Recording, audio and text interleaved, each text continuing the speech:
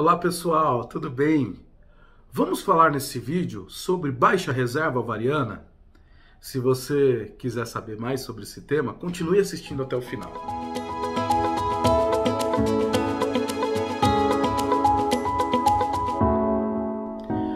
Primeiro vamos definir o que é essa tal de baixa reserva ovariana. A baixa reserva ovariana é uma situação em que a mulher tem uma perspectiva de ter menos óvulos numa coleta de óvulos para fazer um tratamento para engravidar com uma fertilização in vitro, por exemplo. Tá? O que leva à baixa reserva ovariana? Primeira coisa, obviamente, é a idade da mulher. Então vamos entender isso um pouquinho, né? A mulher, diferentemente de nós homens, né? A mulher, ela não produz óvulos durante a vida. A mulher nasce com uma quantidade de óvulos que ela vai gastando durante a vida. Nem os remédios que a gente usa para induzir a ovulação, eles não vão fazer essa mulher produzir novos óvulos. O que essas medicações vão fazer a gente tentar aproveitar melhor os óvulos que essa mulher tem ali no ovário. Então, se vocês entenderam esse conceito, com o passar do tempo, você vai tendo uma diminuição dos óvulos disponíveis naquele ovário. É aquele negócio, né? Tudo que a gente gasta e não repõe, uma hora acaba. Certo? Então, com a idade, você começa a ter menos óvulos, começa a ter menos óvulos disponíveis e, portanto, você acaba tendo uma baixa reserva de óvulos no ovário. Claro que isso fica mais dramático normalmente depois de 37, 38 anos de idade, mais ainda depois de 40 anos de idade. Agora, existem mulheres mais jovens que também vivem essa questão da baixa reserva ovariana.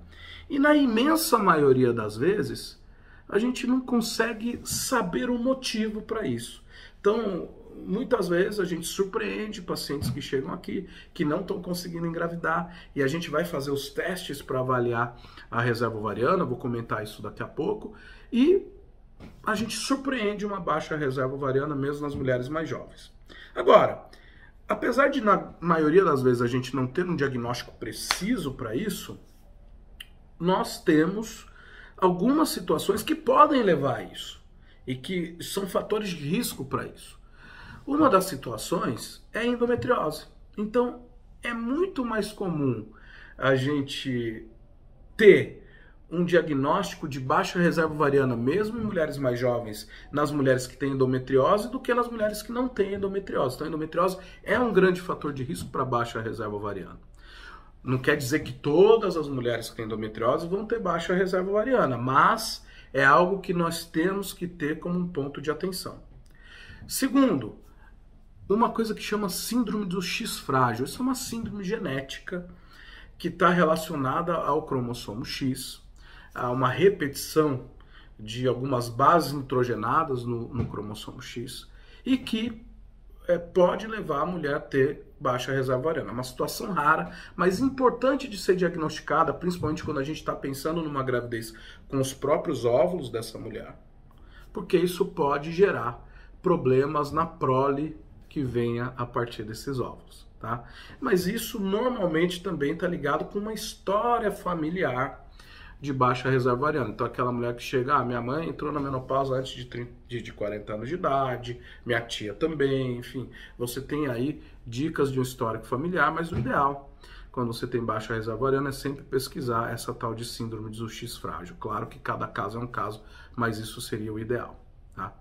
E o que fazer diante da baixa reserva ovariana, né? E vamos considerar baixa reserva ovariana e não falência ovariana. Quer dizer, vamos diferenciar esses dois termos, né? Uma coisa é a falência ovariana, ou seja, aquela mulher não tem mais óvulo independente da idade. Então é menopausa precoce ou mesmo menopausa fisiológica na mulher com mais de 40 anos de idade. Nesse caso, a única solução que a gente tem é um esquema com doação de óvulos. Não tem jeito para engravidar. Agora, na mulher que tem uma baixa reserva ovariana, mas ainda tem óvulo e quer engravidar, a gente pode lançar mão de algumas artimanhas para a gente poder melhorar a resposta ovulatória ou tentar ter a melhor resposta ovulatória possível nessa mulher. Primeira coisa, não tem milagre. essa mulher nunca vai ter, uma mulher com baixa reserva ovariana, nunca vai ter uma quantidade de óvulos tão grande quanto a mulher com uma reserva ovariana normal. Mas podemos tentar melhorar otimizar um pouco essa resposta ovariana. E aí já se tentou várias coisas para isso. O que tem algum tipo de comprovação científica de que pode funcionar e a gente tem usado em algumas das nossas pacientes? No mês anterior à indução de ovulação, a gente pode usar um pouco de testosterona numa dose pequena, não virilizante, quer dizer, não é que vai engrossar a voz da mulher, não vai dar espinha, não vai aumentar os pelos, nada disso, mas que aumente os androgênios, os hormônios masculinos ali peri-ovarianos, para preparar, é como se a gente estivesse preparando esse ovário para a indução de ovulação. Então, alguns estudos mostram, a gente vê isso em algumas pacientes, não em todas, mas sim em algumas pacientes, que isso pode melhorar a resposta ovulatória na indução de ovulação subsequente. Segunda tática que a gente pode pensar é uma coisa que chama duplo estímulo. Também temos alguns vídeos sobre duplo estímulo aqui. Eu vou publicar um vídeo especificamente sobre duplo estímulo, mas só para a gente entender um pouquinho o que é o duplo estímulo. É uma situação em que a gente induz a ovulação de uma forma normal, começando o primeiro, segundo, terceiro dia da menstruação. A gente usa os 10, 12 dias de medicação, a gente vai acompanhando o crescimento dos óvulos por ultrassom e a gente colhe os óvulos, como a gente faz em todos os tratamentos de fertilização in vitro. Só que a gente pode decidir, e principalmente na baixa reserva ovariana, isso tem um efeito positivo, que 3, 4 dias depois a gente vai iniciar um outro estímulo, antes dessa mulher menstruar de novo. É como se fosse uma segunda tentativa, mas dentro do mesmo ciclo. Então a gente induz a ovulação de novo e no mesmo ciclo a gente pega mais óvulos. Então veja que a gente no mesmo ciclo a gente consegue pegar óvulos 2 vezes. Né? Então isso tem a vantagem de ser rápido e isso tem a vantagem de que em algumas pacientes a gente consegue ter uma resposta ovulatória melhor nessa segunda fase do duplo estímulo. Né? Então isso para quem tem baixa reserva ovariana parece bastante eficiente e a gente tem feito muitas vezes nas nossas pacientes. É algo que tem que ser considerado. E por fim eu queria comentar como que faz o diagnóstico de baixa reserva ovariana.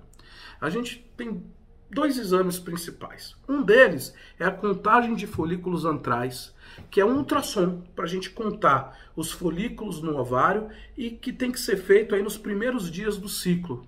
Então, entre o segundo, terceiro, quarto dia do ciclo, a gente conta lá os folículos que tem naquele ovário.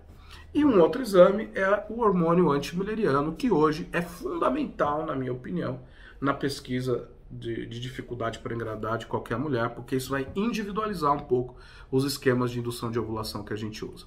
Então era isso que eu queria falar de baixa reserva ovariana. Obviamente é um assunto extenso, veja que o vídeo é extenso, mas um assunto interessante. E se vocês gostaram, compartilhem com seus amigos e amigas e me mandem perguntas, eu estou aqui para respondê-las, tá certo? Um beijo a todos.